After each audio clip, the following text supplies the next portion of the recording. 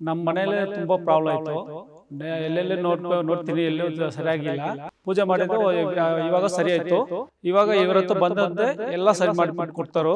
First ಹೆಂಡತಿ ಬಂದು ಆ ಮನೆಯಲ್ಲಿ ಸತ್ತೋಗಿ ಆತ್ಮವಾಗಿ ಸುತ್ತಾಡ್ತಾ ಇತ್ತು. ಈ ಗಟ್ಟಿಮುನೀಶ್ವರನ ಅನುಕೂಲದಿಂದ ಆ ಮನೆಗೆ ಅಷ್ಟದಿಗ್ಬಂಧ ಮಾಡಿಕೊಟ್ಟಿದ್ದೀವಿ. ಇವಾಗ ಆ ಮನೆಯಲ್ಲಿ ಮತ್ತೆ ಆ ಹುಡುಗಿಗೆ 2 ಗಂಡು ಮಗು ಆಗಿದೆ. ಸ್ವಾಮಿ ಮುನೇಶ್ವರನೇ, ಶ್ರೀ ಕೈಲಾಸ ಶಂಕರನೇ. ಪ್ರಿಯ ವೀಕ್ಷಕರೇ, ಕರ್ನಾಟಕದಲ್ಲಿರುವ ಎಲ್ಲ ಪ್ರಸಿದ್ಧ ದೇವಸ್ಥಾನಗಳನ್ನು ನಿಮಗೆ ಪರಿಚಯ ಮಾಡಿಸುವುದೇ ನಮ್ಮ ಟಿವಿ ಕನ್ನಡ ವಾಹಿನಿಯ ಉದ್ದೇಶ. ಟಿವಿ ಕನ್ನಡ. ಈಗ ನಾವು ನಿಮಗೆ ಪರಿಚಯ ಮಾಡಿಸಲು ಹೊರಟಿರುವ ದೇವಸ್ಥಾನ ಗಟ್ಟಿಮುನೇಶ್ವರ ಸ್ವಾಮಿ ದೇವಸ್ಥಾನ. ಈ ದೇವಸ್ಥಾನವಿರುವುದು ಬೆನ್ನಘಟ್ಟ ಗ್ರಾಮ, ಡಿಎನ್ ದೊಡ್ಡಿ ಪೋಸ್ಟ್, ಲಕ್ಕೂರು ಹೋಬಳಿ, ಮಾಲೂರು ತಾಲೂಕು, ಕೋಲಾರ ಜಿಲ್ಲೆ.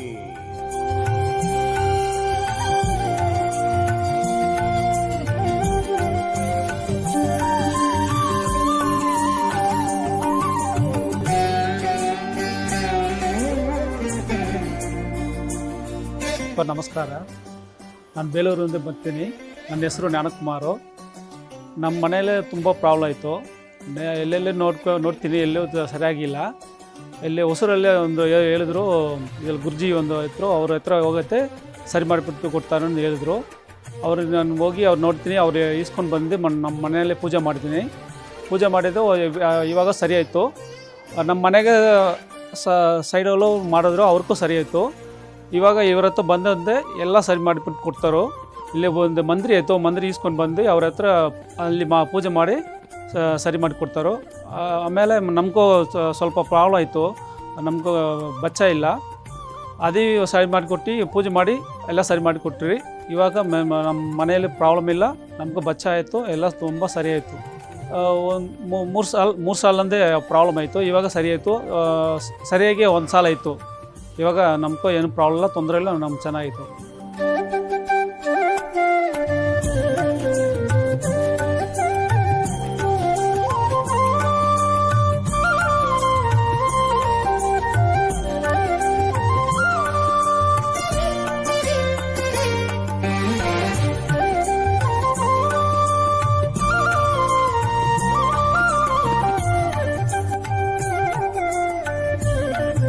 ಮನೆಯಲ್ಲಿ ಪ್ರೇತಾತ್ಮಕ ಸಮಸ್ಯೆಯಿಂದ ಬಳಲ್ತಾ ಇದ್ರು.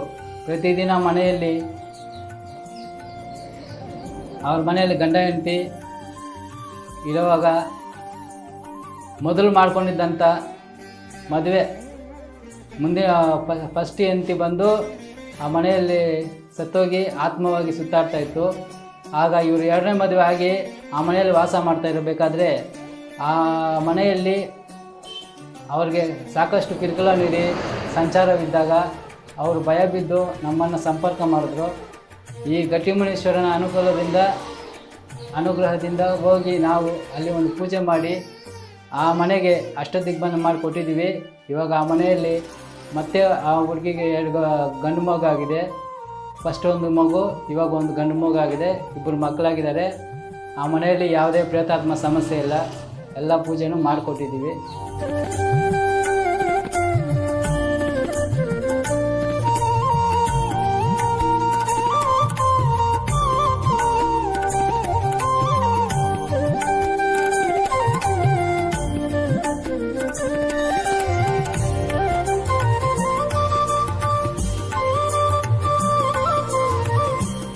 नमस्ते, मेरा नाम मामोनी है, मैं असम से हूँ। और हमारे घर में ज़्यादा प्रॉब्लम था और प्रॉब्लम होने की वजह से हम लोग अन्ना का पास आए। अन्ना का पास आके सब कुछ ठीक हुआ है, अभी पूरा ठीक है सब कुछ। और भी ज़्यादा मेरा दोस्त लोग भी है, वो लोग का साथ भी ज़्यादा प्रॉब्लम था, सब लोग का मैं इधर में भेज दिया है अन्ना का पास। सब लोग ठीक है अभी। और वही बोलना चाहता है मैं ना ठीक। हाँ जी, बच्चा भी पूजा सजा करके यहाँ पे आके पूजा सजा को सब कुछ किया है अन्ना का पास आके। और पूजा सजा करने का बाद में मेरा बच्चा भी मंदिर में जाके भी पूजा किया है। पूजा करने के बाद में अभी अन्ना का पास में आके ठीक हो गया बस।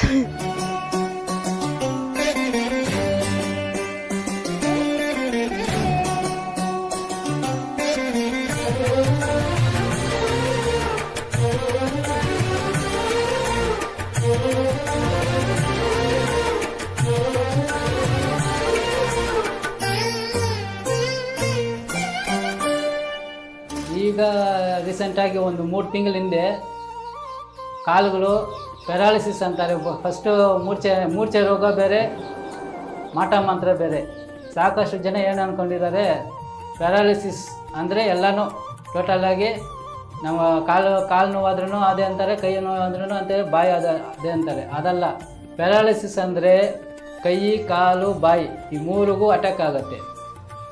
ಮಾಟ ಮಂತ್ರ ದೋಷ ಅಂದರೆ ಯಾರಿಗೂ ಅಷ್ಟು ಬೇಗನೆ ಅರ್ಥ ಮಾಡ್ಕೊಳ್ಳಲ್ಲ. ಹಾಸ್ಪಿಟ್ಲಾಗೆ ಹೋಗ್ತಾರೆ, ಎಲ್ಲ ಇದು ಮಾಡ್ತಾರೆ.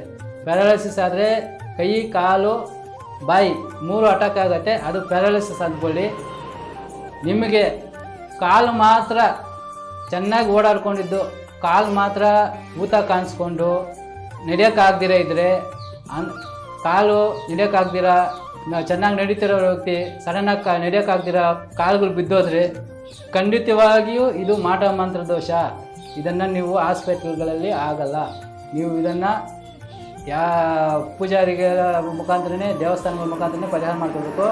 ಅಂಥ ಸಮಸ್ಯೆ ಇರೋರು ಸಾಕಷ್ಟು ಜನ ಹೋಗಿ ಪರಿಹಾರ ಮಾಡ್ಕೊತಾರೆ ಸಾಕಷ್ಟು ದೂರಗಳಲ್ಲಿ. ಆದರೆ ಈ ಗಟ್ಟಿ ಮುನೇಶ್ವರ ಹತ್ರ ಒಂದು ಅದ್ಭುತವಾದ ಶಕ್ತಿ ಮೂಲಕ ನೀವು ಎಷ್ಟೇ ಎಂಥ ಮಾಟ ಮಂತ್ರ ಮಾಡಿಸಿದ್ರೂ ಸರಿ, ದೈವ ಶಕ್ತಿಯಿಂದ ಅದನ್ನು ಒಂದೇ 3 ದಿನಗಳಲ್ಲಿ ಅವರು ಎದ್ದು ನಡೆಯುವ ಹಾಗೆ ಮಾಡುವ ನಮ್ಮ ಗಟ್ಟಿ ಮುನೇಶ್ವರ ಸ್ವಾಮಿ.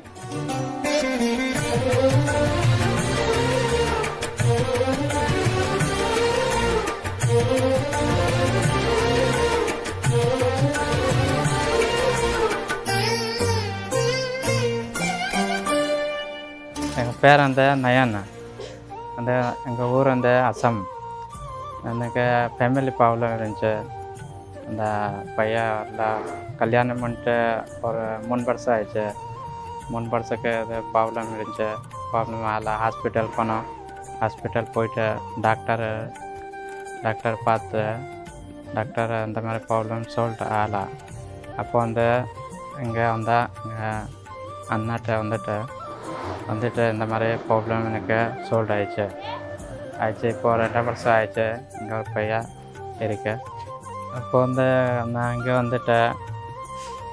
நான் பூஜை பண்ணேன், கோயில் பண்ணிட்டு பூஜை பண்ணிட்டு ஒரு 2-3 மாதம் ஆயிடுச்சு. அப்போ ப்ராப்ளம் சால்வ் ஆயிடுச்சு. அப்போது பூஜை எல்லாம் பண்ணிட்டு இப்போ பையனுக்கு 2 வருஷம் ஆயிடுச்சு. 2 வருஷம் ஆயிடுச்சுன்னா இப்போ சால்வ் ஆயிடுச்சு.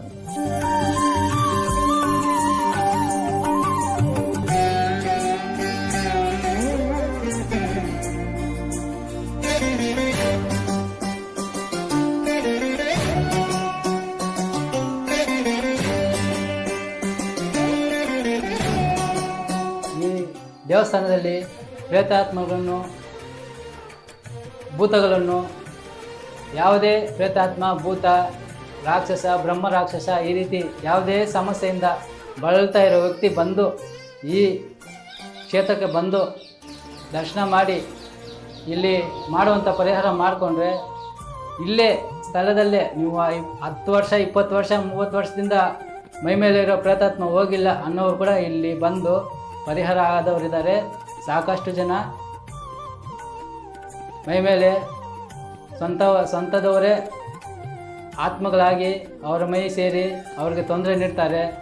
ದಾರಿಯಲ್ಲಿ ಹೋಗೋವಾಗ ಯಾವುದಾದ್ರೂ ಪ್ರೇತಾತ್ಮ ಬಂದು ಮೈ ಸೇರಿ ಹುಚ್ಚಾಟ ಆಡಿ ಎಲ್ಲ ತೊಂದರೆಗಳು ಅನುಭವಿಸ್ತಾ ಇರ್ತಾರೆ.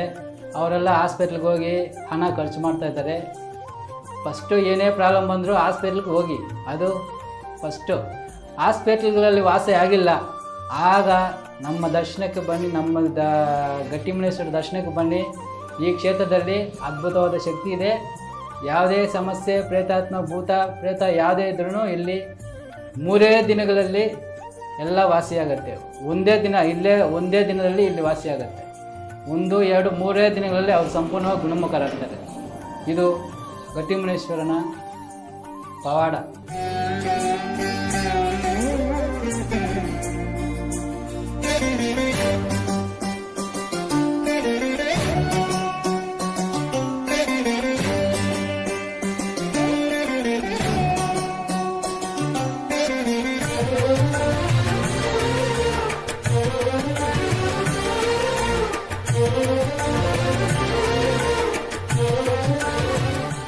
ಹುಚ್ಚಾಗಿ ಆಡ್ತಾರೆ. ಮೊನ್ನೆ ನಿಮಾನ್ಸ್ನಿಂದ ಬಂದಿದ್ದರು, ಒಂದು ಹುಡುಗಿನ ಕರ್ಕೊಂಡು ನಿಮಾನ್ಸ್ನಿಂದ ಬಂದಿದ್ದರು. ಸುಮಾರು ಒಂದು 3 ಲಕ್ಷ ಖರ್ಚು ಮಾಡಿದ್ದಾರೆ. ಅಂಥ ವ್ಯಕ್ತಿ ಬಂದು ನಿಮಾನ್ಸ್ನಿಂದ ಎಲ್ಲೂ ವಾಸಿಯಾಗಿಲ್ಲ. ನಿಮಾನ್ಸಲ್ಲಿ ಎಲ್ಲ ತೋರಿಸಿದ್ದಾರೆ, ವಾಸಿಯಾಗಿಲ್ಲ. ಹುಚ್ಚು ಬಿಡ್ಸೋಕ್ಕಾಗಿಲ್ಲ, ಮತ್ತು ವಾಸಿಯೂ ಆಗಲಿಲ್ಲ. ಹತ್ತಿಬೇಳೆ ಕಡೆಯವರು ಬಂದ ಮೇಲೆ ಇಲ್ಲಿ ಬಂದು ಪೂಜೆ ಮಾಡಿಸ್ಕೊಂಡು ಹೋಗಿದ್ದಾರೆ. ಇವಾಗ ಅವ್ರಿಗೆ ಆರೋಗ್ಯವಾಗಿದ್ದಾರೆ, ಯಾವುದೇ ತೊಂದರೆ ಇಲ್ಲ, ಚೆನ್ನಾಗಿ ಆರೋಗ್ಯವಾಗಿದ್ದಾರೆ. ಪ್ರತಿಯೊಂದಕ್ಕೂ ನಾವು ಏನೇ ಸಮಸ್ಯೆ ಬಂದು ಮೊದಲು ತೊಂದರೆ ಆದರೆ ಹಾಸ್ಪಿಟ್ಲಿಗೆ ಹೋಗಬೇಕು. ಆದರೆ ಹಾಸ್ಪಿಟ್ಲಲ್ಲಿ ವಾಸಿಯಾಗಿಲ್ಲ ಅಂದರೆ ಖಂಡಿತವಾಗಿಯೂ ಇಲ್ಲಿ ಬರಬೇಕು, ಇಂಥ ಪೂಜೆಗಳನ್ನು ಮಾಡಬೇಕು. ಗಟ್ಟಿಮುನೇಶ್ವರನ ಸ್ವಾಮಿ ಪವಾಡ ನೀವು ಅನುಭವಿಸಲೇಬೇಕು. ಒಳ್ಳೆ ಪವಾಡ, ಅದು ಬಂದು ನೀವು ಆ ಶಕ್ತಿಯನ್ನು ಉಪಯೋಗಿಸ್ಕೊಳ್ಬೇಕು.